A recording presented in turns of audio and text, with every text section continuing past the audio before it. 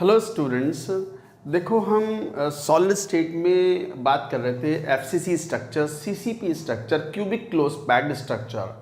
कहा था hexagonal 2D packing से मिलके बनती है ये, और स्टैकिंग अरेंजमेंट जो होता है लेयर्स का वो होता है एबीसी एबीसी एबीसी अरेंजमेंट। उसके बेसिस पर हमने ये बात कही थी और हमने ये भी बता दिया था कि कोऑर्डिनेशन नंबर 12 होता है यहाँ भी, और कोऑर्डिनेशन नंबर 12 जब भी होगा आइडेंटिकल स्फीयर्स के साथ तो you can call it close packed structure. तो दो क्लोज पैक्ड स्ट्रक्चर हमने पढ़नी है। एक तो पढ़ चुके हैं हम कौन, एचसीपी, अब चल रहा है सीसीपी और FCC.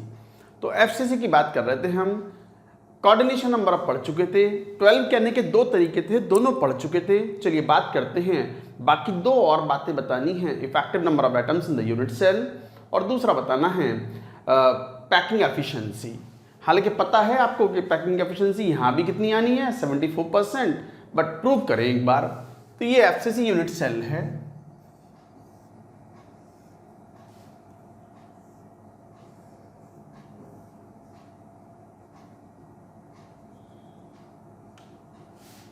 This is FCC unit cell. इसका मतलब कॉर्नर्स पे स्फीयर तो है ही, फेस सेंटर पे भी है, और ये वाला फेस सेंटर, ये वाला फेस सेंटर।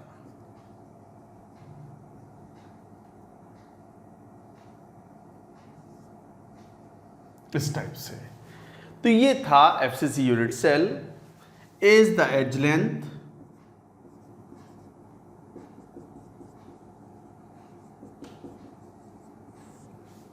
तो ये एफसीसी यूनिट सेल है, इज द एज लेंथ। और आपको पता है हमने लिखा भी था ये बात कि स्फीयर इस बार टच करते हैं अलोंग द फेस डायगोनल।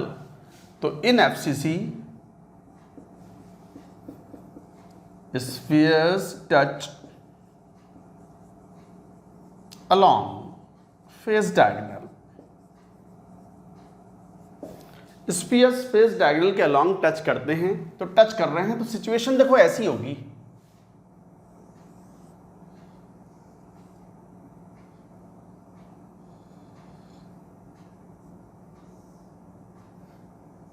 ये फेस डायगोनल है, जरा देखना फेस डायगोनल कितना होता है, a√2, और ये है किसके बराबर, जरा देखना तो r 2r r। So this is r 2r r 4r। तो इसका मतलब 4r is equal to a√2। तो यहां से r की वैल्यू हमारे पास आ जाएगी a√2/4, a√2/4 आ गई r की वैल्यू। अब हमें इफेक्टिव नंबर ऑफ एटम्स निकालना है। तो इफेक्टिव नंबर ऑफ एटम्स और spheres in FCC unit cell is equal to, जरा देखना कॉर्नर कितनों में शेयर्ड है, 8 में, and how many such corners, 8। तो ये पता है आपको। और फेस सेंटर कितनों में शेयर्ड है, 2 में, half. And how many face centres are there, 6 faces होते हैं, तो 6 फेस के सेंटर पे स्फीयर्स होंगे। So situation would be 1 + 3, this is 4। तो इफेक्टिव नंबर ऑफ स्फीयर्स और atoms in the FCC unit cell comes out to be 4। तो इस तरीके से आप ये बात कहते हो। पैकिंग एफिशिएंसी की भी बात करेंगे।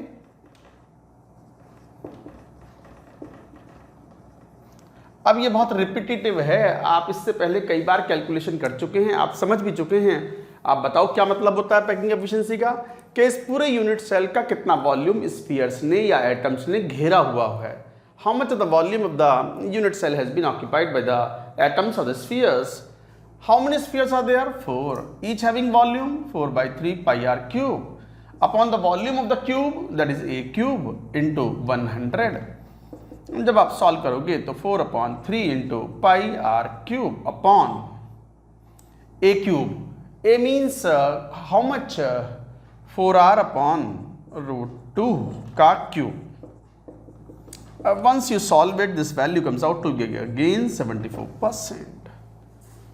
ये वैल्यू भी 74% आती है, और ये मैक्सिमम पॉसिबल एफिशिएंसी है विद आइडेंटिफल स्फीयर्स। ये पहले कहा भी था, maximum possible efficiency with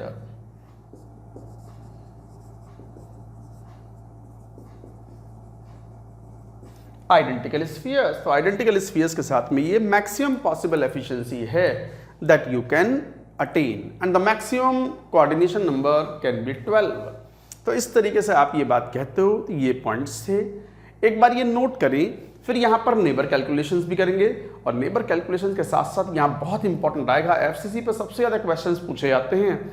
JEE advanced ने बहुत पहले, आपके जन्म से भी पहले, before your birth even somewhere, हमने जब IIT लिखा था उससे भी पहले एक क्वेश्चन पूछा हुआ था, शायद उसी टाइम का होगा कुछ, कि उन्होंने एफसीसी के प्लेन्स को विजुलाइज करवा के सवाल पूछा था। क्या था मैं बताऊंगा आपको, पहले ये पूरी बात नोट करो। नेबर कैलकुलेशंस करेंगे, क्यूबिक में हम नेबर कैलकुलेशंस परफॉर्म कराते हैं, तो note it down.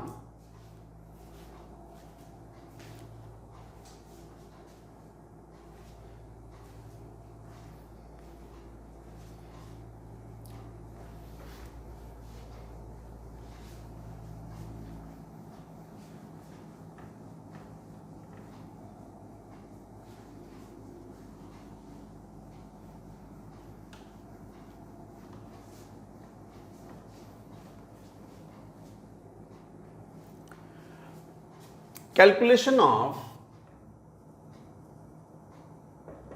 neighbors in FCC।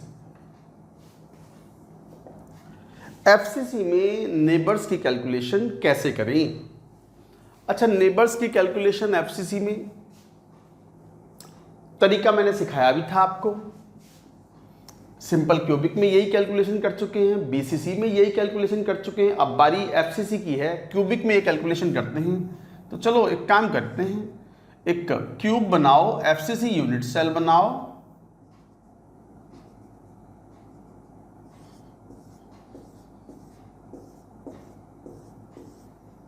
मैं एक काम कर रहा हूं, 2 ही फेस के सेंटर पर स्फीयर ले रहा हूं, हैं 6 के 6 फेस सेंटर पर। FCC है तो 6 के 6 all 6 face centres will have the spheres. तो ये FCC यूनिट सेल हो गया। मैंने 2 ही शो किए हैं, जरा देखना। किसी कॉर्नर स्फीयर को लो, पहला तो यही होता है number of nearest neighbours, number of nearest neighbours, जिसे कोऑर्डिनेशन नंबर बोलते हैं, इज इक्वल टू, वैसे तो पता है आपको कोऑर्डिनेशन नंबर कितना होता है, 12 होता है, 12। इसको ऐसे भी कह सकते हो, और वो हमारा वाला तरीका मैंने जो सिखाया था, नियरेस्ट कौन से हैं अलोंग द एज, नहीं उससे पास तो यही है ना, ये रहे, ये वाला एक इसको भी टच करेगा, नियरेस्ट इसको भी टच करेगा, और फ्रंट वाले फेस का सेंटर इसको भी टच करेगा। तो एक कॉर्नर से जो नियरेस्ट है वो कहाँ है, एडजेसेंट फेसेस जो हैं उनके सेंटर वाले स्फीयर्स, कितनी दूरी पर, at what distance, this is a/√2। और ये बात तो हमने कही थी कि FCC के अंदर 2 स्फीयर्स यदि a/√2 डिस्टेंस पर हैं तो पक्का टच करेंगे। तो a/√2 डिस्टेंस पर ये 3 फेस सेंटर्स हैं किसी कॉर्नर से, तो किसी कॉर्नर से कितने फेस सेंटर पर मिले, 3 मिले एक क्यूब में, और वो फेस सेंटर या फेस डायगोनल जो है वो कितनों में शेयर्ड है, 2 में शेयर्ड है। ये कंट्रीब्यूशन है एक क्यूब के अंदर। How many such cubes it is shared in, 8। तो कितना हो गया, 2 4 12, at what distance, eight a/√2। ये भी याद रखना है कि कोऑर्डिनेशन नंबर 12 है, और 12 है तो सही, बट कितनी दूरी पर वो टच करता है, कितनी दूरी पर नियरेस्ट नेबर्स हैं, कितनी दूरी पर कोऑर्डिनेशन नंबर हम की बात कर रहे हैं, a/√2। Number of next nearest neighbours, number of next nearest neighbours, नहीं नियरेस्ट तो हो गए, नेक्स्ट नियरेस्ट तो यही है अलोंग द एज, a/√2 दूरी पर सबसे पास थे, उसके बाद नेक्स्ट नियरेस्ट कौन से हैं, along the edge. Along the edge तो 3 एज निकलते हैं किसी कॉर्नर से, तो 3 स्फीयर मिलेंगे क्यूब के अंदर। और एज कौन सी डायमेंशन के अलोंग है, एज के अलोंग। और एज कितनों में शेयर होता है, 4 में शेयर होता है। Into how many such cubes in which this corner sphere is shared, 8। तो कितना हो गया, 6। एट व्हाट डिस्टेंस, एट ए। ये 2 ही बताने होते हैं मेनली, ये क्वेश्चन में ये दोनों इंपॉर्टेंट होते हैं। बट कभी कभी हमसे टेस्ट में पूछ लिया जाता है number of next to next nearest.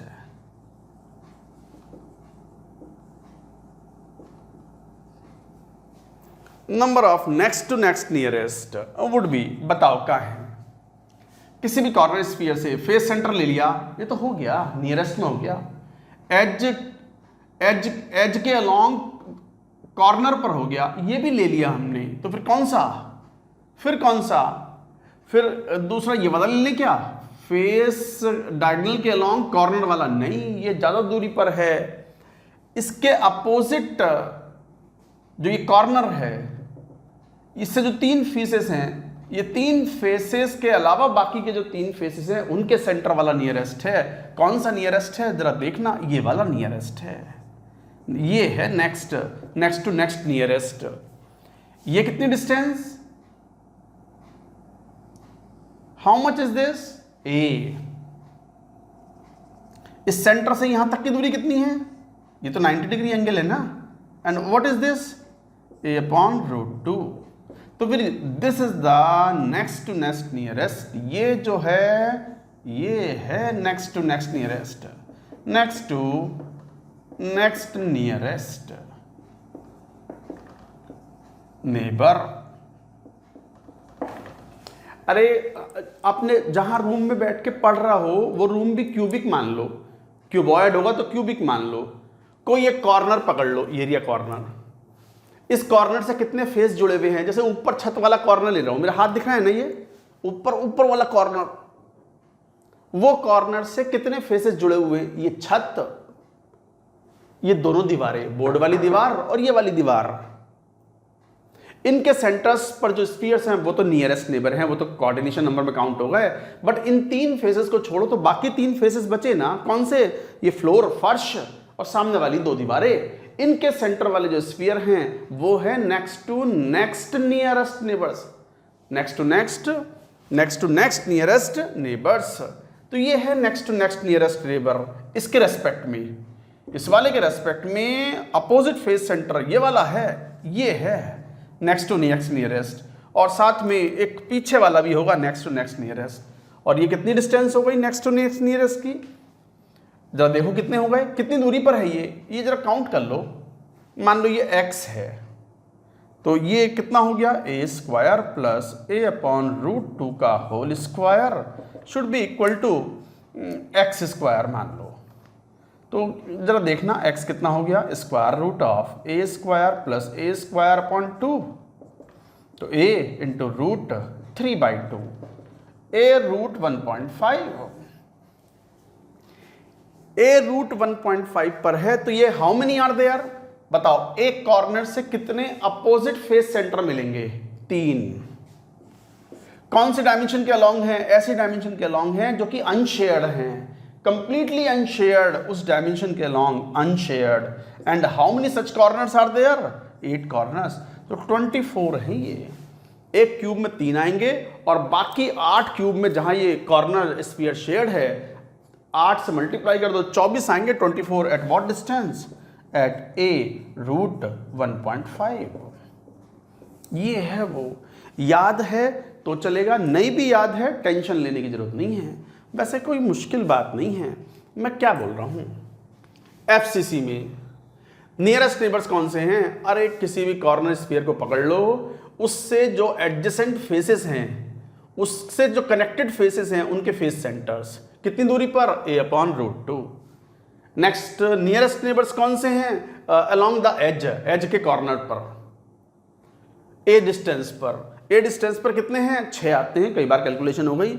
Next to next nearest neighbours कौन से हैं? कॉर्नर स्फीयर से जो अपोजिट 3 फेसेस रह गए थे, 3 फेसेस तो कर लिए थे आपने कोऑर्डिनेशन नंबर में कैलकुलेशंस, बाकी के 3 फेस के जो सेंटर स्फीयर्स हैं, सेंटर पर स्फीयर हैं, they will be at next to next nearest neighbours.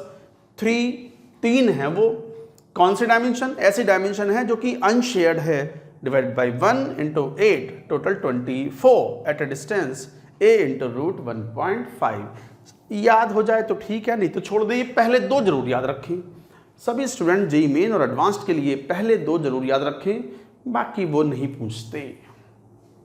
But geometry है, ज्योमेट्री तो आप कहीं से कहीं तक भी इमेजिन कर सकते हो। It all depends on your imagination power, your visualisation and all those things. तो ये थी neighbour calculations in FCC structure. एक बार ड्रॉ कर लो, पूरी बात नोट करो।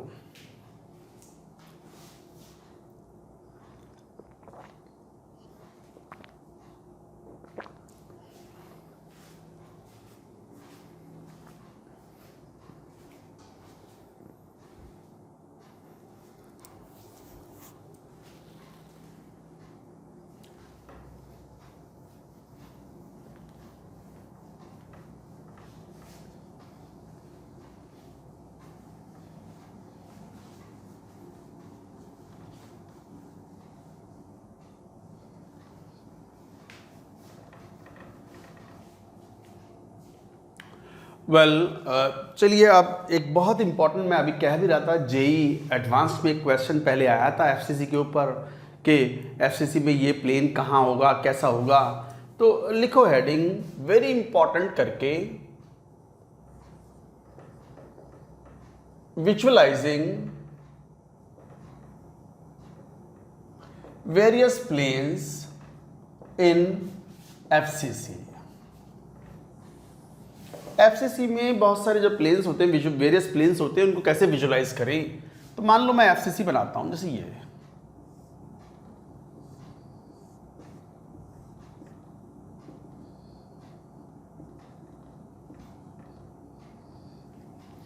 ये स्फीयर्स कॉर्नर पर तो खैर हैं ही,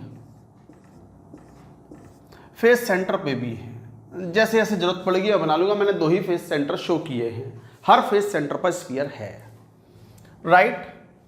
अब जैसे मान लो ये वाला प्लेन देखो, ये एफसीसी है, मैं 2 एफसीसी एक साथ बना देता हूं आजू बाजू रख के।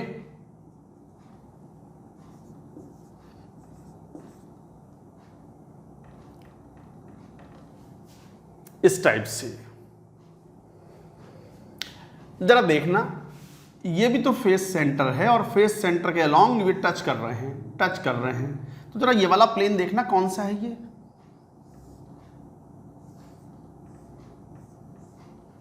देखो ये कौन सा प्लेन है, ये टच करते हुए, बट ये टच नहीं कर रहे। ये गोल ही हैं। कभी कहो सर ये चपटे कैसे हो गए? अरे गोल हैं। अरे यार आप बिना, ये लो। तो ये डिस्टेंस कितनी हो गई जरा बताना। ये एज है अलोंग द एज ए, और यहां सेंटर टू सेंटर डिस्टेंस कितनी हो गई? दिस इज कितना? Face diagonal a√2। दिखाई पड़ गया? तो ये 2 अपोजिट फेसेस जो हैं उनके फेस डायगोनल से पास होने वाला जो प्लेन है, बॉडी सेंटर से पास होने वाला प्लेन ऐसा दिखाई पड़ेगा। ये है वो प्लेन। अच्छा ये वाला प्लेन देखना,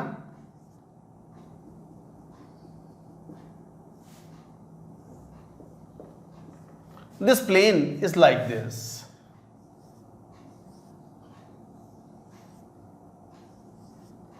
यही तो है ये, they are touching the spheres, so this is nothing but center to center distance is a, like this. Not only that, आप इस वाले प्लेन को भी बना सकते हो, ये वाला प्लेन, ये वाला प्लेन देखो। तो ये प्लेन कौन सा हुआ? देखो ये वाला प्लेन,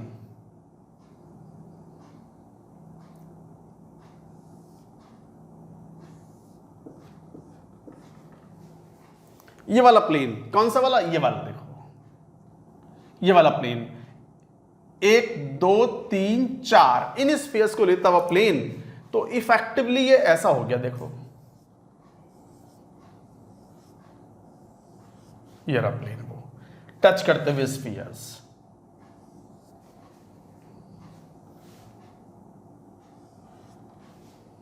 दोबारा बना देता हूं,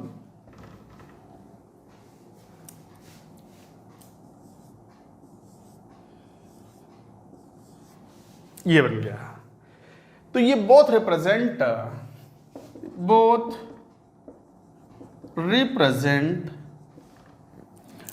फेस प्लेन ऑफ एफसीसी। तो ये एफसीसी के फेस प्लेन को रिप्रेजेंट करते हैं। बट सर फेस प्लेन तो ये हुआ ना, एक फेस को, अरे ऐसा थोड़ी है जैसे कोई स्ट्रेट लाइन है, स्ट्रेट लाइन को रिप्रेजेंट करने के लिए ऐसे थोड़ी है कि बहुत लंबी लाइन ड्रॉ करोगे, 1-2 किलोमीटर 5 किलोमीटर की लाइन ड्रॉ करोगे। आपको तो पता है कि टेक्निकली डिफाइन करना हो स्ट्रेट लाइन को तो 2 पॉइंट्स से पास होने वाले पॉइंट्स के कोऑर्डिनेट्स दे दो, 2 पॉइंट्स के कोऑर्डिनेट्स दे दो, ए और बी, जहां से स्ट्रेट लाइन पास होती हो तो स्ट्रेट लाइन इज डिफाइंड। ऐसी किसी प्लेन को रिप्रेजेंट करना है तो 1000-2000 स्फीयर बनाने की जरूरत थोड़ी है। कोई भी एक सिमेट्रिकल क्वाड्रिलेटरल या एक कोई सिमेट्रिकल स्ट्रक्चर बना लो, तो ये क्वाड्रिलेटरल बना लिया, जैसे ये 4 स्फीयर्स हैं, ये वाले, ये रहे 1 2 3 4, ये वो हैं, देखो ये रहा, this is 1 2 3 and this is 4। जरा चारों स्फीयर को लेकर के देखो तो this is 1 2 3 and 4, they are touching like this। अरे दिखे, they are touching like this। और ये भी फेस प्लेन को ही रिप्रेजेंट करता है, जहां पर ऑब्वियसली ये जो सेंटर टू सेंटर डिस्टेंस है, टच कर रहे हैं। अगर 2 स्फीयर कहीं भी टच कर रहे हैं तो डिस्टेंस उनके बीच में सेंटर टू सेंटर a/√2 होती है, a/√2। तो ये हो या ये प्लेन हो, they both represent face plane. Even ये भी फेस प्लेन को रिप्रेजेंट करता है। तो इस तरीके से आप ये बनाते हो। और भी देख लो यहां पर, जैसे ये वाला प्लेन देख लो,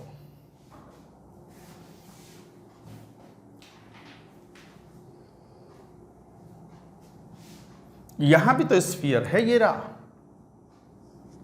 यहां भी तो स्फीयर है और यहां भी तो स्फीयर है, लाइक दिस।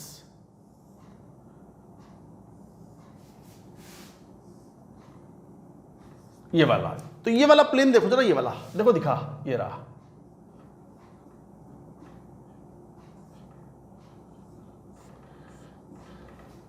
दिखा, ये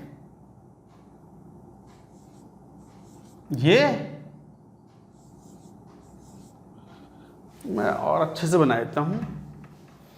आप भी बार बार बनाओगे तब समझ में आएगी बात। तो पहले ये नीचे वाले 3 बना दो, फिर ये 2 और बना दो, और फिर ये वाला बना दो। ये रहा, ये प्लेन बन गया।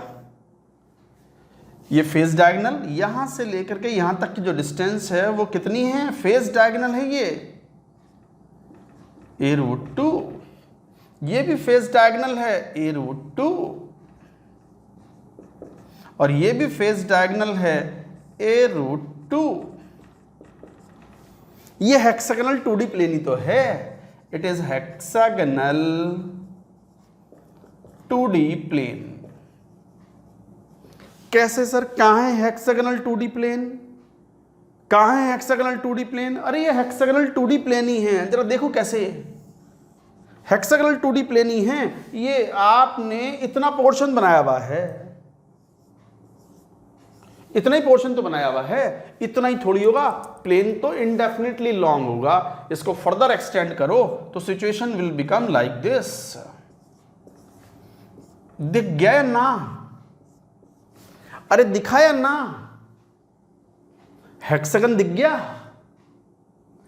अरे इसी को ये तो प्लेन हुआ, मैंने एक यूनिट सेल का पर्टिकुलर प्लेन ले लिया, ये तो एक्सटेंड होगा ना फर्दर, इसको फर्दर एक्सटेंड करोगे आजू बाजू को यूनिट सेल में, तो ये जब एक्सटेंड होगा तो इसे चिपकाते चले जाओ, ये चिपकाते चले जाओ, चिपकाते चले जाओ, चिपकाते चले गए तो ये आ गया, बन गया ना हेक्सागोनल 2D प्लेन। अरे मैं चेक कर लूँ ये कट तो ना गया नीचे से, एक मिनट रुकियो, नहीं सही है, तो ये हेक्सागोनल 2D प्लेन ही तो है। अरे शुरू भूल मत जाइए, शुरू से कहते आ रहे हैं कि ये सीसीपी और FCC structure hexagonal 2D layer से बनते हैं। पहली लेयर हेक्सागोनल 2D, दूसरी लेयर हेक्सागोनल 2D, ऊपर तीसरी layer hexagonal 2D, every layer hexagonal 2D। Packing कौन सी, लेयर की स्टैकिंग कौन सी, ABC, उससे बनता है एफसीसी। ये भी पढ़ेंगे अभी कि क्यों सीसीपी को हम एफसीसी बोलते हैं, वाई सीसीपी इज एफसीसी। अभी तो हमने एफसीसी को लेकर के स्टडी कर लिया, ये वाला प्लेन समझ में आ रहा है कौन सा है, अपोजिट फेस डायगोनल से पास होता हुआ, बॉडी सेंटर से पास होता हुआ प्लेन। ये कौन सा फेस प्लेन, ये कौन सा फेस प्लेन, और ये कौन सा एडजेसेंट फेस डायगोनल से पास होने वाला प्लेन, जो हेक्सागोनल 2D प्लेन ही है। So these are the various planes I have visualised in FCC structure. Carefully बना लो, थोड़ा टाइम लगेगा, और सुनो बनेंगे ना एकदम से, कॉपी बनाओगे तो बनेगा नहीं, 2 बार बनाओ, 5 बार बनाओ, 10-20 बार बनाओ, बनेगा, and you will feel happy. आपको एक ऐसी फीलिंग आएगी, wow yes I have done it. So that kind of feeling you will have once you learn it, once you understand it. तो ट्राई टू अंडरस्टैंड इट, आज नहीं तो कल परसों तक सब समझ में आ जाता है। समय भी थोड़ा देना चाहिए समझने के लिए, ऐसे फ्रस्ट्रेट नहीं होना चाहिए, एक बार पढ़ा समझ में नहीं आ रहा, अरे तो कौन से बहुत बड़े तोप हो आप लोग, जैसे मैं एवरेज इंसान वैसे ही आप एवरेज इंसान। आप थोड़े शार्पर हो मुझसे, मेरा दिमाग थोड़ा स्लो चलता है, आप थोड़ा तेज सोचते हो, बट फिर भी इसको सोचने के लिए थोड़ा समय फिर भी चाहिए होता है, तो गिव टाइम। तो माय डियर स्टूडेंट्स, ये था विजुअलाइजिंग वेरियस प्लेन्स इन एफसीसी। और अभी मैंने एक बात बोली थी कि ये सीसीपी एफसीसी कैसे हुआ, we are going to learn now. पहले ये एक बार ड्रॉ कर लो, ड्रॉ इट।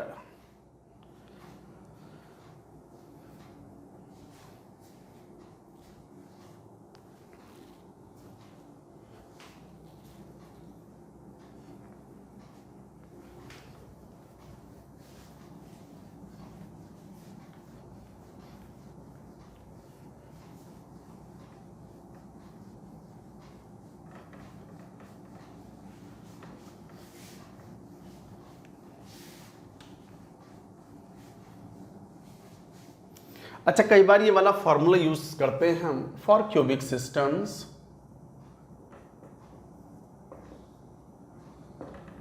डेंसिटी का फॉर्मूला ये वाला यूज करते हैं, density is equal to Z into molar mass m upon Na upon AQ gram per cc में, where Z is effective number of atoms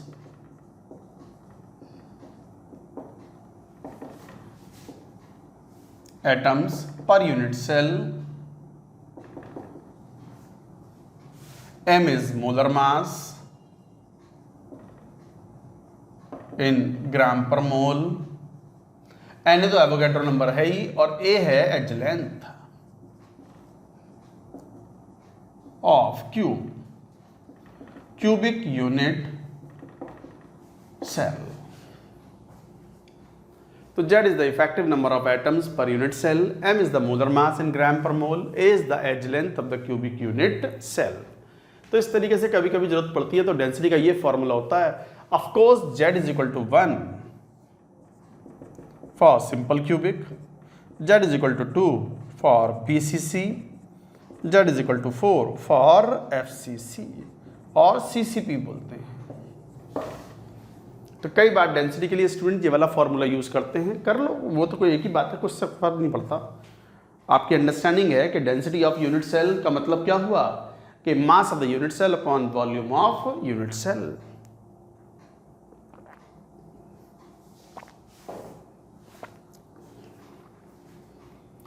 तो इस तरीके से आप ये डिस्क्राइब करते हो। नोट करें इस सब बात को। इसके बाद अब लेते हैं कि सीसीपी एफसीसी कैसे हुआ। हालांकि वो भी ऐसा कोई बहुत इंपॉर्टेंट पॉइंट नहीं है, बट फिर भी आप समझ जाते हो, कोई बहुत विशेष बात भी नहीं है। क्वेश्चन तो ये डेंसिटी वगैरह के ही आते हैं, विजुअलाइजेशन के ऊपर भी क्वेश्चन आ जाते हैं, बट मेनली डेंसिटी के सबसे कॉमन क्वेश्चंस होते हैं जेई मेन में भी और जेई एडवांस्ड में भी। तो पूरी बात नोट करिए, उसके बाद लिखेंगे।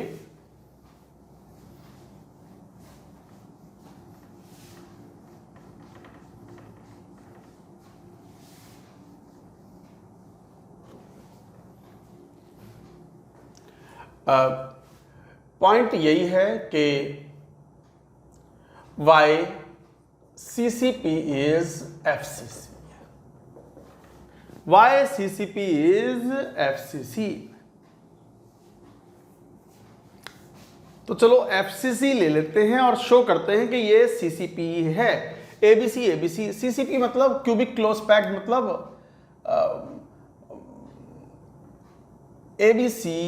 ABC stacking of hexagonal 2D layers।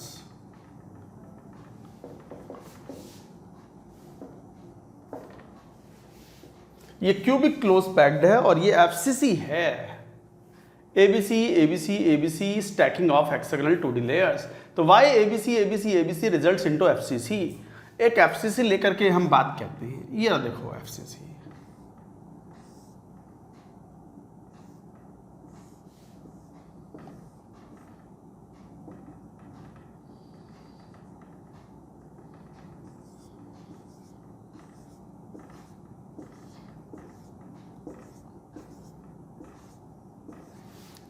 आठों कॉर्नर पर स्फीयर्स हैं और 2 फेस सेंटर पर मैंने शो किए हैं। मुझे शो तो सभी करने पड़ते हैं, बट चलो कर देंगे। मैंने 4 फेस सेंटर पे शो कर दिए। अब आपको ABC स्टैकिंग की बात करनी है, तो ये वाली लेयर को A मान लो, A layer hexagonal 2D layer है। ए लेयर तो एक ही स्फीयर है क्या हेक्सागोनल 2D लेयर में? नहीं, एक नहीं है, बहुत सारे हैं भाई, बट मैंने एक लिया है। ये यूनिट सेल में एक ही आया है। अब इस कॉर्नर स्फीयर से जहां से पहली लेयर पास हो रही है ए लेयर, उससे जो एडजेसेंट फेसेस हैं, 1 2 सामने वाली ये फेस, छत और दीवार लेफ्ट साइड वाली, उसके जो फेस डायगोनल हैं, ये रहा फेस डायगोनल, ये रहा फेस डायगोनल, ये रहा फेस डायगोनल।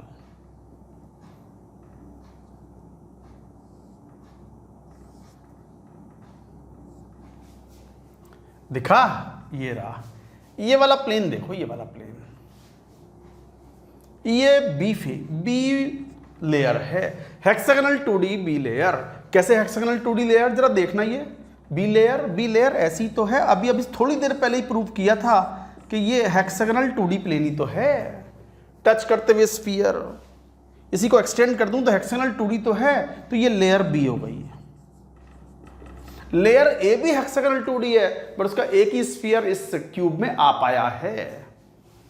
उसके बाद इधर आओ, ये लेयर अपोजिट इसके डायमेट्रिकली बॉडी सेंटर के पास होते हुए बॉडी डायगोनल के अपोजिट जो लेयर है, वापस से लेयर ए है। ए लेयर ये वाली ए बी सी आएगी अभी, और ये ए। इस कॉर्नर से जो एडजेसेंट 3 फेसेस हैं, उनके फेस डायगोनल से पास होता हुआ प्लेन लो। Yes, this is the plane, this is the plane, this is the plane, and this is another face diagonal, इस फेस सेंटर। जरा इस वाले को देखो, प्लेन को। This plane, this is nothing but C. Layer A, layer B, layer C, layer D। मतलब यहां से अगर देखो, आंख ऐसे ही तो बनाते हैं। ये मछली बन गई यार। अरे चलो ठीक है, आंख ही समझ लेना। अब चलो आंख है, आंख दिख गई। अगर ये आंख से यहां से देख रहे हो आप, कॉर्नर से ऐसे देख रहे हो, तो फिर आपको दिखेगा ये यहां से ABC stacking, A layer, B layer, C layer, D layer, एक के ऊपर एक रखी हुई है, एंड ये एबीसी अरेंजमेंट। तो ये एबीसी अरेंजमेंट है, एबीसी स्टैकिंग। और यदि नीचे से देखो, यहां से फेस के सेंटर की तरफ से, आंख यहां हो मान लो,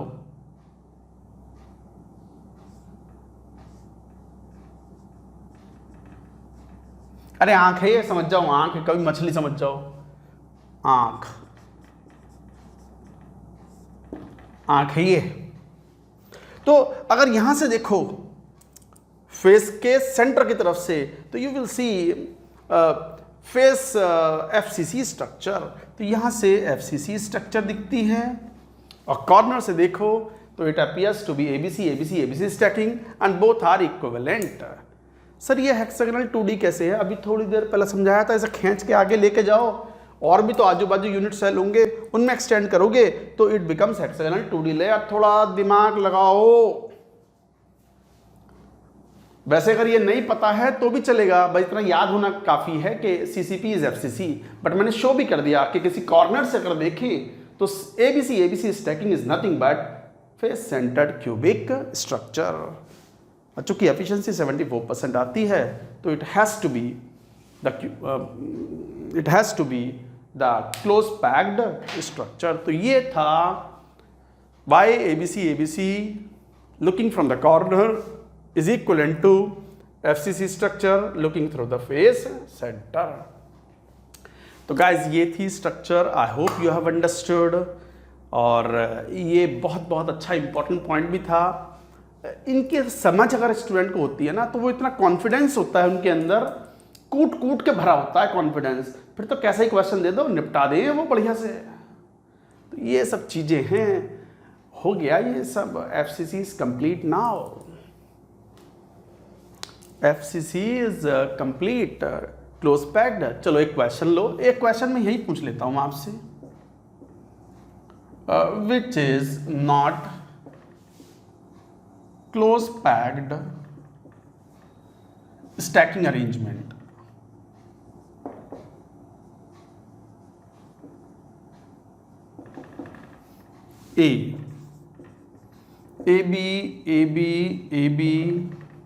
B, ABC, C, AB, C, A, B, C, A, B, C, A, B,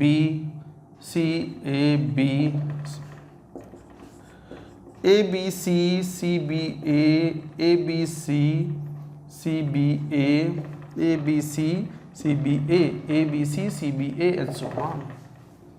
बताओ विच is not close packed stacking arrangement? Answer is D. जरा सोच के बताओ कि आंसर डी क्यों है। बतलाओ आंसर डी क्यों है।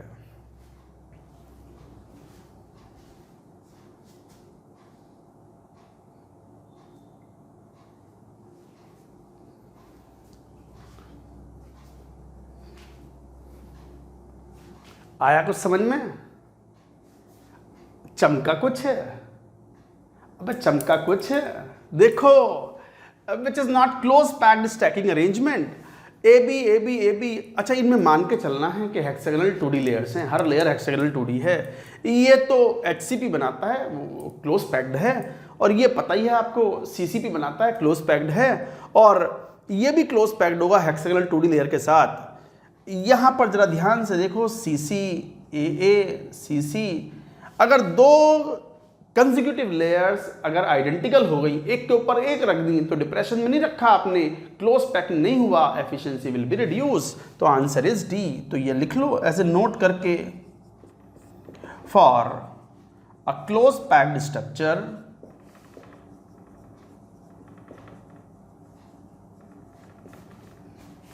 No two consecutive layers should be identical।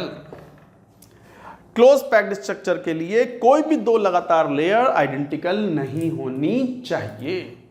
दो लेयर आइडेंटिकल हो गई, सी के ऊपर एग्जैक्टली सी आ गया, डिप्रेशन में रेस्ट नहीं कर रहा, एक के ऊपर एक रखा है, एफिशिएंसी घट गई, पैकिंग एफिशिएंसी 74% 74% से घट चुकी होगी, and because of that it is not considered to be the close packed structure. ये तीनों क्लोज पैक्ड है, यहां कोई भी दो लगातार लेयर सिमिलर नहीं है। So it's a very important question. तो गाइज ये था, बहुत बहुत इंपॉर्टेंट था, दिस इज ओवर। तो ये थे मेटालिक क्रिस्टल। देखो चैप्टर के मेनली 3 पार्ट थे, metallic crystals, ionic crystals and defects.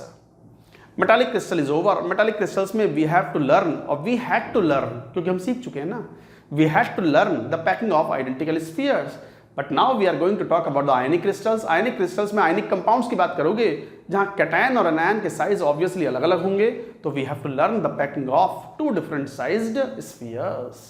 Heading लिखो आयनिक क्रिस्टल्स, पूरी बात ये नोट करो, इसके बाद हेडिंग लिखो ionic crystals.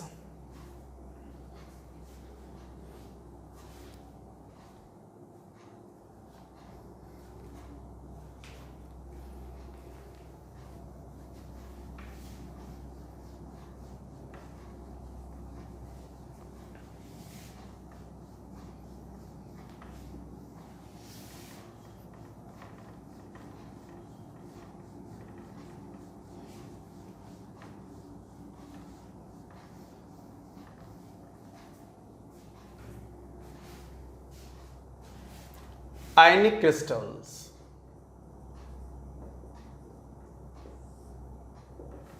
Ionic crystal means ionic compound. तो ionic crystals में we have to learn the packing of 2 different sized spheres. Since size of cation and anion are different,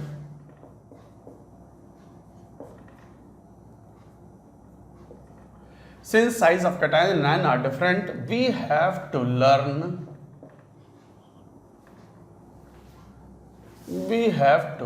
learn packing of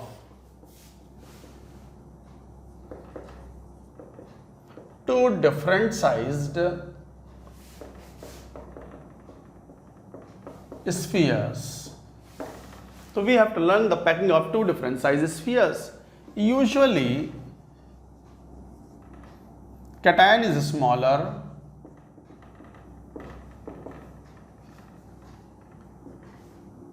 so it occupies void space in the crystal of anions. anions crystal बनाते हैं, और उस crystal में जो छोटी मोटी जगह बच जाती हैं जिन्हें वॉइड्स बोलते हैं हम, उन वॉइड्स को कौन ऑक्यूपाई करते हैं? Usually cation. हालांकि एनायन भी वॉइड को ऑक्यूपाई कर सकता है, ये कोई बात नहीं है, बट जनरली स्मॉल साइज का आयन वॉइड को ऑक्यूपाई करता है, क्योंकि वॉइड का साइज छोटा होता है in comparison to the size of anions. तो usually cation is small, so it smaller करो, smaller. Usually cation is smaller, so it occupies void space in the crystal of anions. In the packing of anions करो उसको, ज़्यादा अच्छा शब्द है in the packing of anions.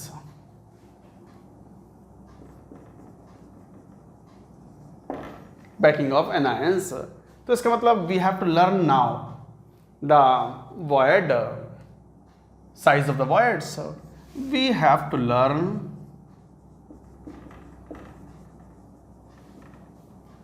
size of various voids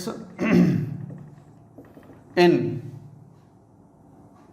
different crystal systems, in different types of crystal structures.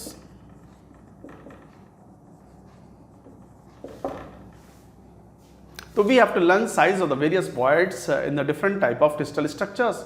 Mainly हमें close packed structure के voids पढ़ने होते हैं। तो अच्छा, R प्लस बोल दिया मान लो, radius of cation, R minus को बोल दिया रेडियस ऑफ एनायन। तो याद रखो r प्लस और r माइनस का जो रेशियो है that is called radius ratio. Radius ratio, तो इसका मतलब कौन सा वॉइड ऑक्यूपाई होगा, it all depends on the radius ratio. तो यहां से पॉइंट भी लिखेंगे कि type of void occupied by cation or smaller ion depends on the radius ratio।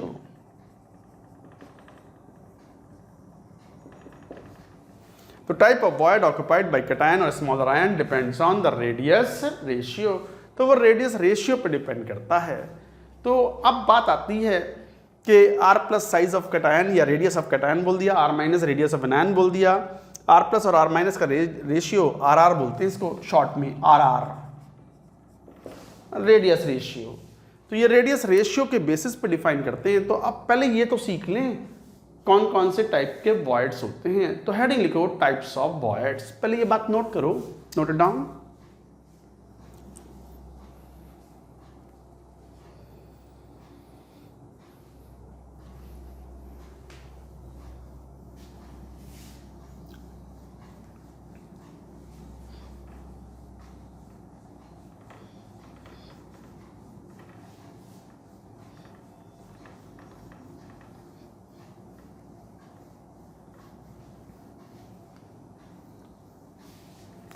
Types of voids।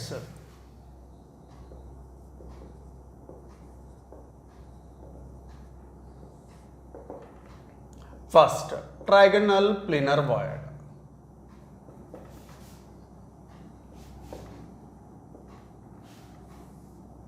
Coordination number इस void का 3 होता है।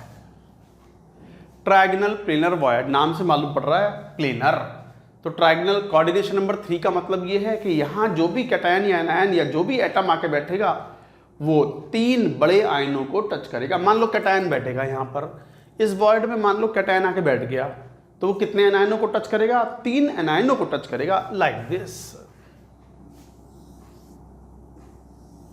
थोड़े बड़े साइज के बनाते हैं तो कि साइज फाइंड आउट कर सकें।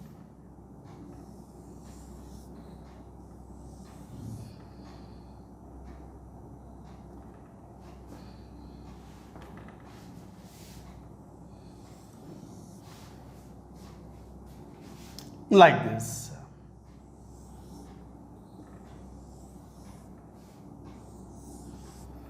ये बना, ये रहा, ये रहा, देखो ये रहा, ये एनायन एनायन एनायन माइनस लगा दिया, मतलब ये एनायन है, मान लो एनायन लैटिस बना रहे हैं, तो ये एनायन है, तो ये कैटायन होगा, ये बना, ये कैटायन है, दिस इज कैटायन। यहां कैटायन आके बैठेगा, मतलब छोटा आयन। हो सकता है किसी केस में एनायन ही छोटा हो, बट यूजुअली कैटायन छोटा होता है एनायन से। तो ये एनायंस अगर क्रिस्टल बना रहे हैं तो कैटायन यहाँ आके बैठेगा, ये इसका सेंटर है, मान लो ये सेंटर है यहाँ,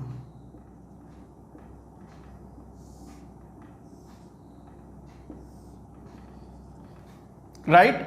अब यहां से यहां तक की डिस्टेंस तो पता है ना कितना है, this is r minus 2r minus, तो ये 2r माइनस है। अच्छा, ये एंगल इक्विलेटरल ट्राइंगल है तो 60 डिग्री एंगल है, जरा यहाँ का सेंटर तो देखना, ये रहा, और यहाँ से देखो ये एंगल कितना हुआ 30 डिग्री, और यहाँ से यहाँ तक कितना हुआ r माइनस, यहाँ से लेके यहाँ तक, और यहाँ से लेकर के इस सेंटर से लेकर के यहाँ तक की डिस्टेंस कितनी हो गई, जरा बताना तो, बोलो कितना, r plus plus r minus. साफ दिखता है कि प्लेनर ज्योमेट्री है, सिंपल ज्योमेट्री, तो क्या बोल दोगे, कॉस थीटा, तो theta means 30 degree is equal to this r minus upon यहाँ से लेके नीचे से तक r plus plus r minus. यहाँ से जब सॉल्व करते हो r प्लस और r माइनस का ratio 0.155 and this is the value, और this ratio is called critical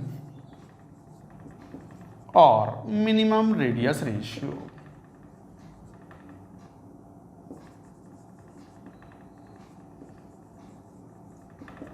और आइडियल और अनडिस्टॉर्टेड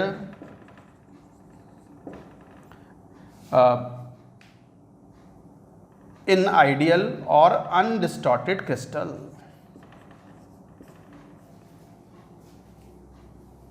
लिखो पहले ये वाली बात। तो ट्राइगोनल प्लेनर वॉइड मतलब एनायन ऐसे टच करके अगर रखे हुए हैं आइडियल ज्योमेट्री में तो प्लेनर है और हेक्सागोनल 2D टाइप का अरेंजमेंट है। हेक्सागोनल 2D अरेंजमेंट में अगर कैटायन यहाँ रख दें जो कि 3 एनायन को टच करे, coordination number has to be 3 in trigonal planar void, तो फिर ज्योमेट्री से निकल के आता है कि r प्लस और r माइनस का जो रेशियो है 0.155, but this is not simple radius ratio, it is critical और minimum radius ratio. What is the meaning of it अभी बात करेंगे, पहले नोट करो ये बात।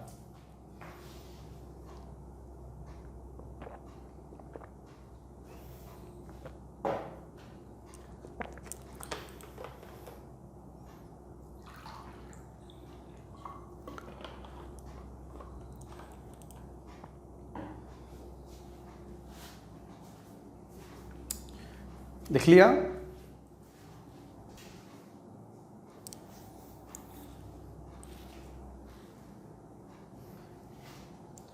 देखो ये क्या मतलब, अब मैं ये तो हटा रहा हूं, ये तो चलो बना हुआ है ही, मैं ये साइड वाला हटा देता हूं, ये थोड़ी जगह कर लेते हैं।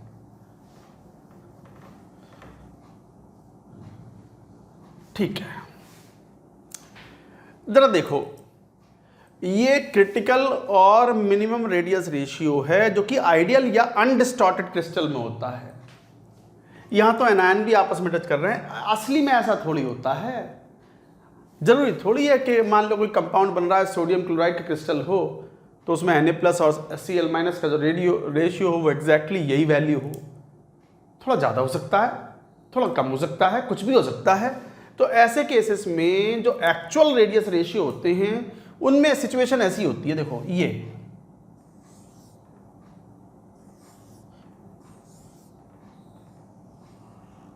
अगर कैटायन का साइज थोड़ा सा बड़ा हुआ तो सिचुएशन ऐसी हो जाएगी, ये कैटायन हुआ, ये एनायन हुए। अब देखो तो इस केस में ये है डिस्टॉर्टेड क्रिस्टल और actual crystal.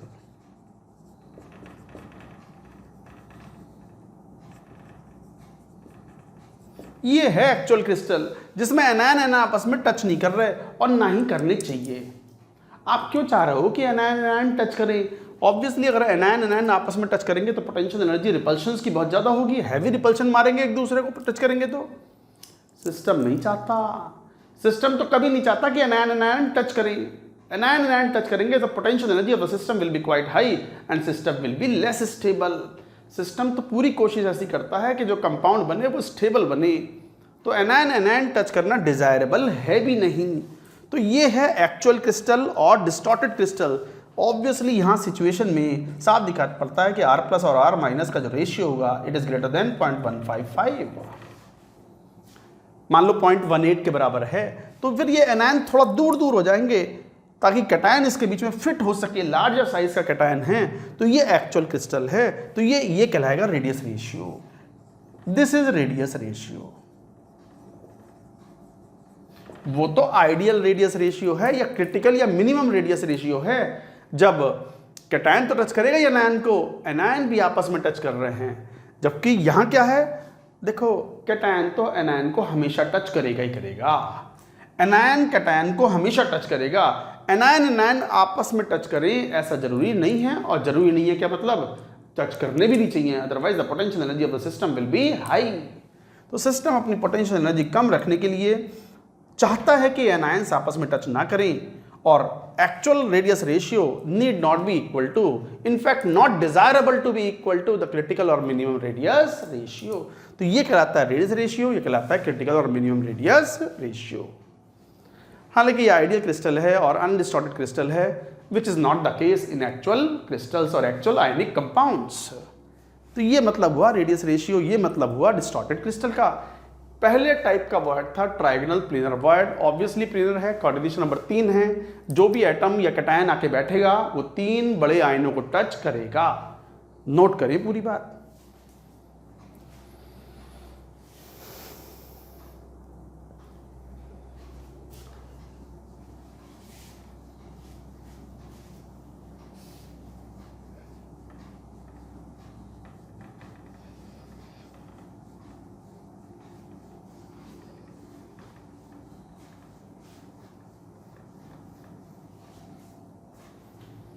Then comes 2 tetrahedral void, coordination number 4 है, नॉन प्लेनर वॉइड है ये, non planar void, tetrahedral void. Obviously coordination number 4 का मतलब क्या हुआ कि 4 स्फीयर्स के टच करने पर ये आपस में बनेगा। ये सिचुएशन देखो कैसी आएगी, ऐसी आएगी। टेट्राहेड्रल हमने बताया भी था जब HCP पढ़ रहे थे तो कहीं ना कहीं हमने टेट्राहेड्रल वॉइड की बात कर दी थी। आपको याद हो तो हमने देखो मैं याद दिला देता हूं आपको। HCP में पहली layer hexagonal 2D, second layer hexagonal 2D, हर लेयर हेक्सागोनल 2D। पहली लेयर के डिप्रेशंस में रखे स्फीयर्स आपने सेकंड लेयर के, तो 2 तरह के वॉइड बने थे, टेट्राहेड्रल एंड ऑक्टाहेड्रल। याद पड़ रहा है?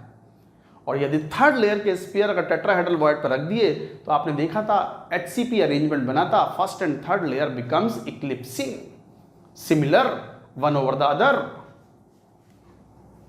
वही चीज यहां भी है। जैसे ये मान लो इसी प्लेन में मैंने 3 स्फीयर रख लिए हेक्सागोनल 2D के, हेक्सागोनल 2D लेयर वाले 3 स्फीयर ले लिए।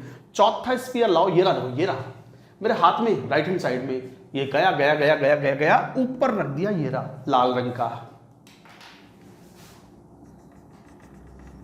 तो सर कहां है वॉइड? अरे अंदर छुप गया पीछे। ये पहली लेयर के 3 हैं ब्लैक वाले और ऊपर से लाल रंग का स्फीयर रखा, तो इस ऊपर वाला स्फीयर और इन तीनों स्फीयर के बीच में ये जो स्पेस बची हुई है यहां आएगा कहीं अंदर।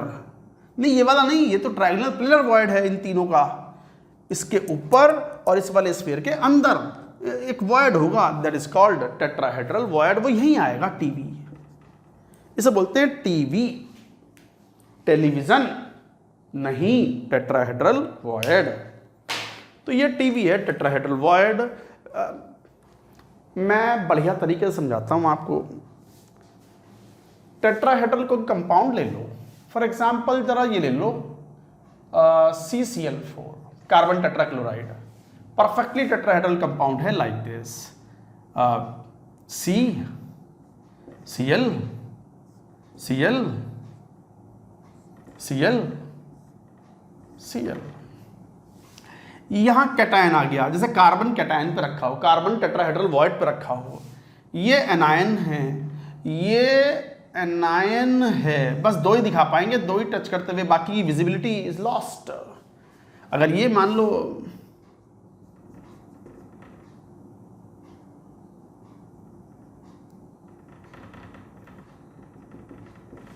ये स्ट्रक्चर समझ लो, CCl4 टेट्राहेड्रल स्ट्रक्चर है। तो टेट्राहेड्रल स्ट्रक्चर में CCl4 में आप क्या बोलते हो कि टेट्राहेड्रॉन के चारों वर्टाइसेस किसने घेर लिए? क्लोरीन ने। और टेट्राहेड्रल स्ट्रक्चर का सेंटर किसने घेर लिया? कार्बन ने। तो ये CCl4 है। तो carbon is equivalent to the tetrahedral void. तो कार्बन जो है वो टेट्राहेड्रल वॉइड पे तो रखा हुआ है। टेट्राहेड्रॉन मतलब ऐसे बना सकते हो,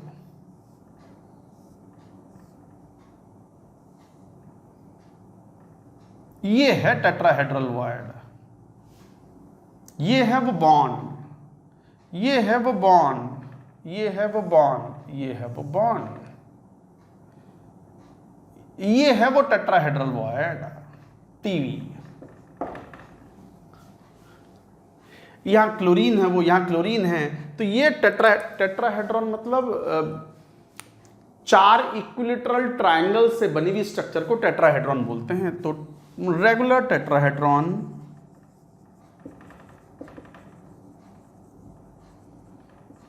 means structure having 4 equilateral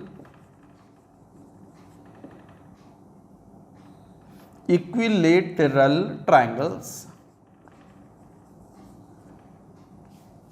4 equilateral triangles होते हैं रेगुलर टेट्राहेड्रॉन में। ये है स्ट्रक्चर। तो जैसे ये CCl4 है, आप तो जानते हो ये एंगल कितना होता है? 109 डिग्री 28 मिनट। तो यही तो कार्बन है, ये कार्बन, ये क्लोरीन, क्लोरीन, क्लोरीन, क्लोरीन, यही तो है टेट्राहेड्रॉन। तो ये इन तीनों स्फीयर के प्लेन में नहीं है, ना ही इस चौथे स्फीयर के प्लेन में है, इनके बीच में कहीं टेट्राहेड्रल वॉइड है, ये रहा वो कार्बन में। इसे अगर कैटायन मान लिया हमने, इनको एनायन मान लिया हमने, तो इनके सेंटर टू सेंटर डिस्टेंस जो है, और ये एंगल कितना हुआ 109 डिग्री 28 मिनट, उसका बाइसेक्ट कर दो आधा, 109 डिग्री 28 मिनट का आधा हुआ, and this is what r minus. और यहां से लेकर के यहां तक सेंटर डिस्टेंस कितनी, r plus plus r minus. तो जरा देखना ये एंगल कितना हो गया, साइन 109 डिग्री 28 मिनट का आधा, 109 डिग्री साइन ये वाला है, ये वाला एंगल 109 डिग्री 28 मिनट का आधा should be equal to this r minus upon r plus plus r minus. Mathematically once you solve it, value comes out to be 0.225। This is called critical और minimum radius ratio. तो critical और minimum radius ratio for the tetrahedral void is 0.225।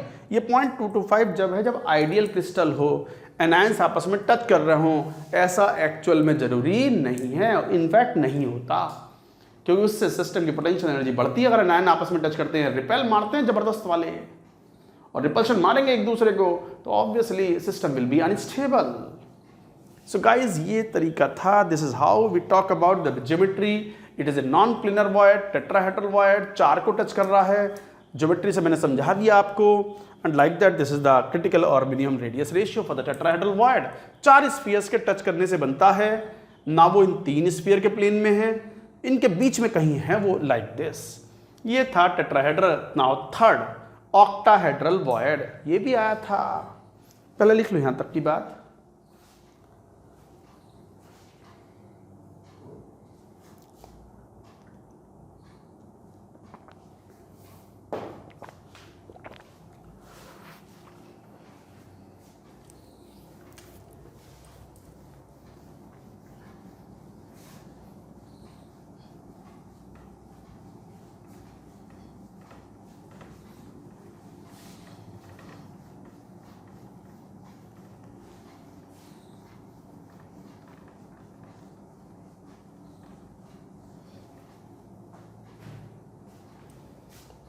Third octahedral void, coordination number 6 होता है। इसको square planar void भी बोलते हैं।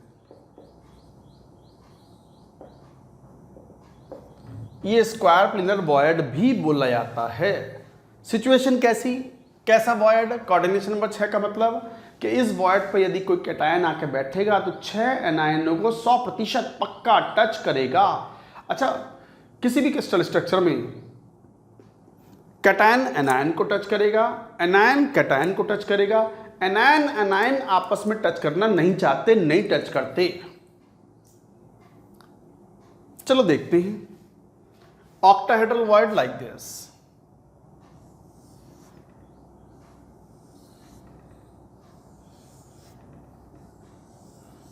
ये रे, ये 4 स्फीयर, एक स्फीयर ऊपर से रख दो यहां, ये 4 स्फीयर रखे हुए, एक ऊपर से रख दो, ये रहा, और एक बैक साइड से रख दो। ये तो फ्रंट से रख दिया, एक बैक साइड से रख दो, तो फिर वो बीच में जो वॉइड बनेगा वो यही तो है। और ये स्क्वायर प्लेनर वॉइड भी है, यही तो है। वो कैटायन यहां आ गया, ये एनायन हो गए,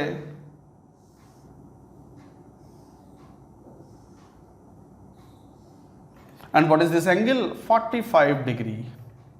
ये माइनस माइनस, ये एनायंस हैं, ये कैटायन हैं, तो साफ दिखता है कि cos 45 degree would be equal to r minus upon r plus plus r minus. जब सॉल्व करोगे तो यहां से ये रेशियो आता है 0.414, and this is called critical radius ratio. This is called critical radius ratio.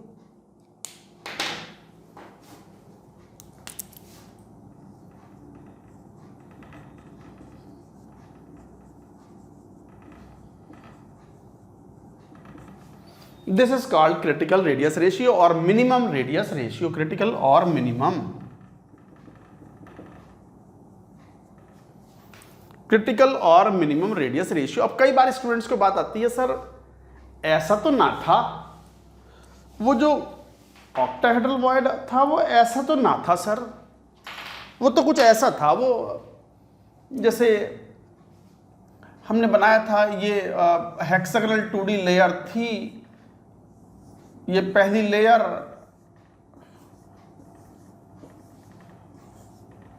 इस टाइप से था और हमने जो सेकंड लेयर रखी थी वो ऐसे रखी थी, 1 2 3, ये था वो, ये रहा ऑक्टाहेड्रल वॉइड, दिस इज ओवी।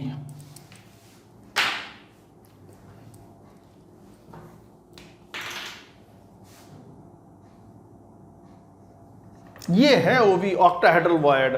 जैसे ये ब्लैक कलर का 1 2 3 और रेड कलर का ये मान लो 4 5 6, ये था सर वो 1 2 3 4 5 6, इन 6 स्फीयर के टच करने से बन रहा है। ये स्ट्रक्चर और ये स्ट्रक्चर अलग अलग नहीं है। 1 और 4 एंड 2 और 6 को अगर पकड़ लो तो वो और घुमा के ऐसा रख लो तो 5वां ऊपर से टच कर रहा है और तीसरा नीचे से टच कर रहा है। आप एनसीईआरटी में डायग्राम देखो, वही पेज नंबर 14 15 पर हैं शायद बने हुए एनसीईआरटी में, सॉलिड स्टेट चैप्टर में। तो वहां पर देखोगे पेज नंबर 14 या 15 पर होंगे डायग्राम, तो वहां से विजिबिलिटी और अच्छी आएगी आपको। So accordingly you can see there also. तो गाइस ये तरीका था, ये है ऑक्टाहेड्रल वॉइड। तो ये जो 1 4 है और 2 6 है, इसको पकड़ लो ऐसे आपस में और ऐसे चिपका दो, तो ये 1 और ये 4 लाल से बना देता हूं,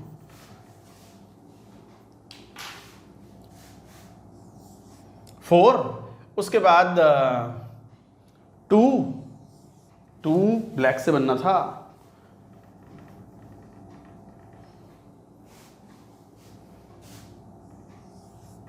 और ये रेड से बनना था। देखो 1 2 4 6 और 5वां स्फीयर जो है वो ऊपर से रखा हुआ है, ये है 5वां sphere,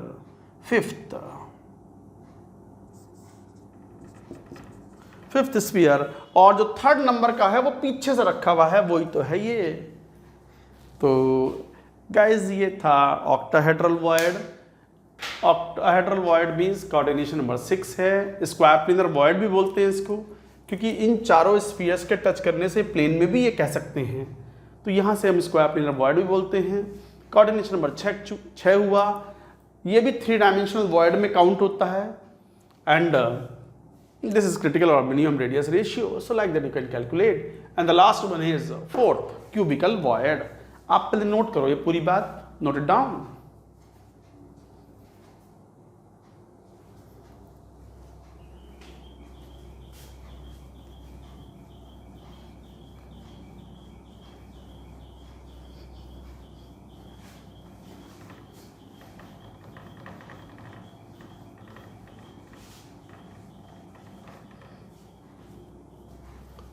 fourth cubical void.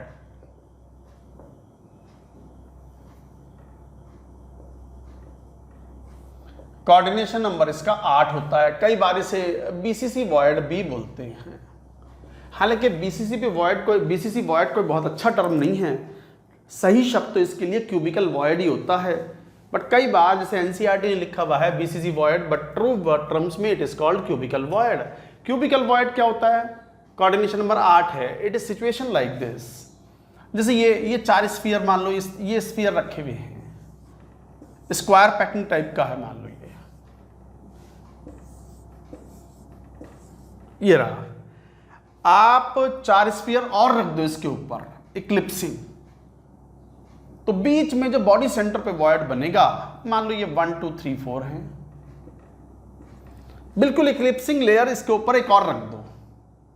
Eclipsing layer एक और रख दो, जैसे सिंपल क्यूबिक स्ट्रक्चर होती है, सिंपल क्यूबिक स्ट्रक्चर में एक और स्फीयर रखो तो सिचुएशन देखो ऐसी हो जाएगी।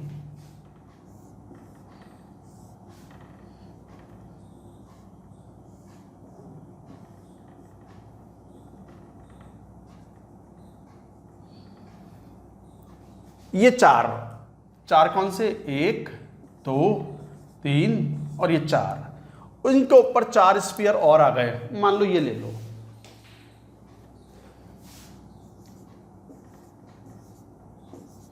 ये आ गए, इन्हें 1 2 3 4 बोल दो।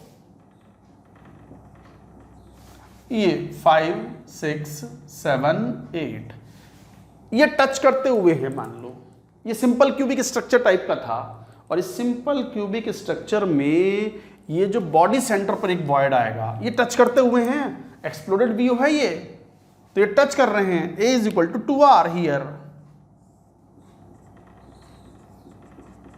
along the edge they are touching। तो बीच में जो वॉइड आएगा ये रहा, छोटा आएगा। क्यों?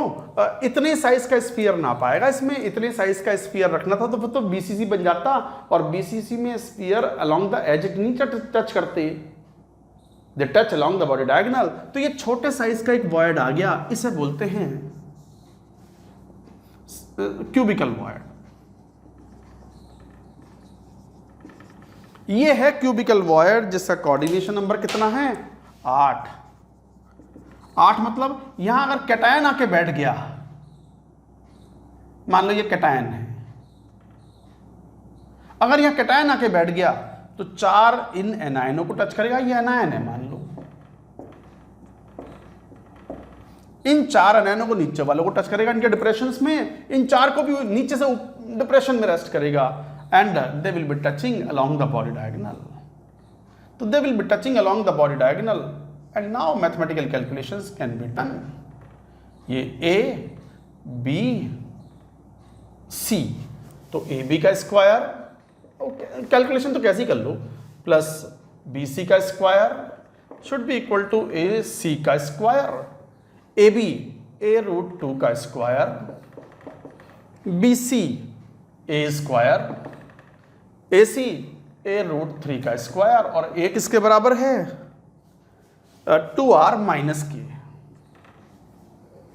अच्छा ये तो ऐसे भी लिख सकते हो, तो A 2R 2√2R माइनस का square plus A 2R minus का whole square is equal to A√3। इसे ऐसे भी लिख दो कि R minus 2R plus 2R minus का होल स्क्वायर। कैसे, जरा देख लो यहां, ये कैसे टच कर रहे हैं, ये टच किया, ये छोटा, और ये टच किया।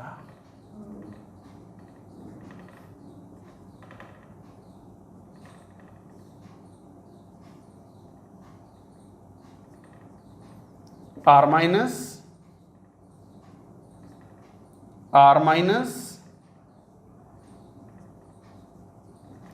2R प्लस, यही तो है वो। और ये क्या है, बॉडी डायगोनल भी तो है क्यूब का, A√3 के बराबर।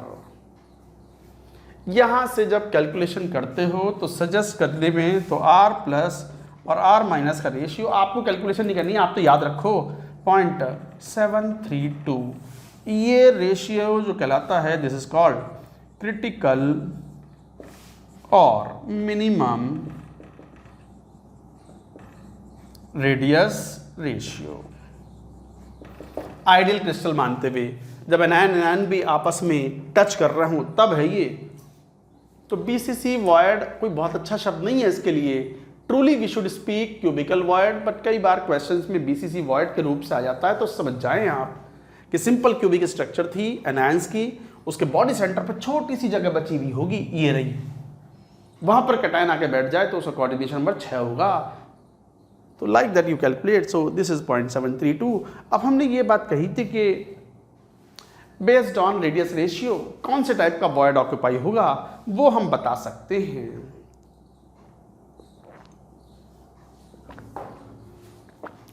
लिखो इस बात को, समरी, ये पहले नोट करो पूरी बात, note it down.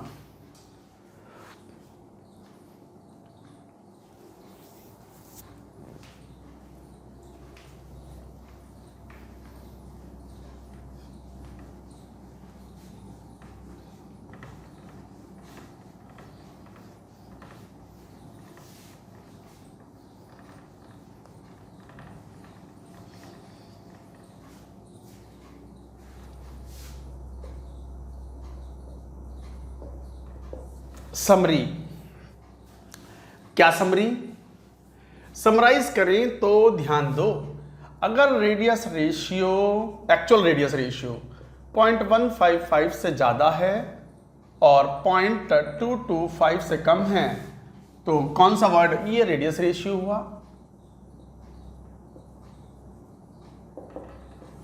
Type of void occupied,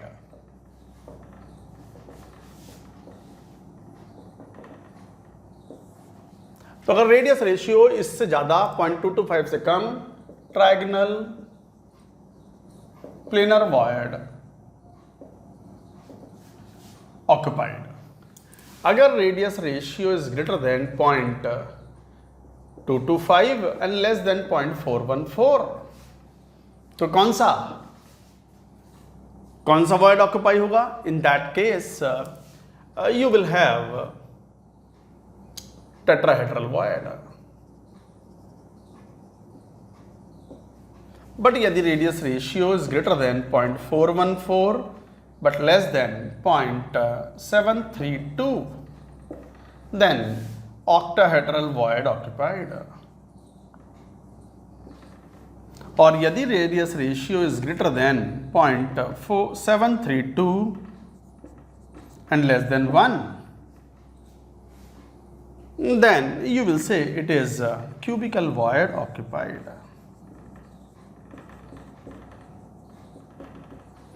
सो ये समरी है। कभी कभी क्वेश्चंस आपसे पूछा जाएगा, एक कैटायन का रेशियो दे देंगे, रेडियस दे देंगे, एनायन का रेडियस दे देंगे और दोनों के रेडियस देने के बाद पूछेंगे बताओ which type of void will be occupied. तो बड़ी आसानी से इस टेबल से आप कमेंट कर सकते हो कि what kind of void should be occupied.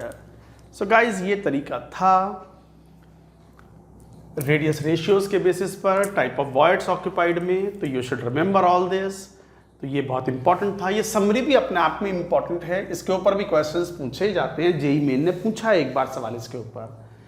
तो ये थे, आप वॉइड्स की लोकेशन भी देखेंगे एंड नंबर ऑफ वॉइड्स भी देखेंगे in close packed structure in the next lecture. That's it for now.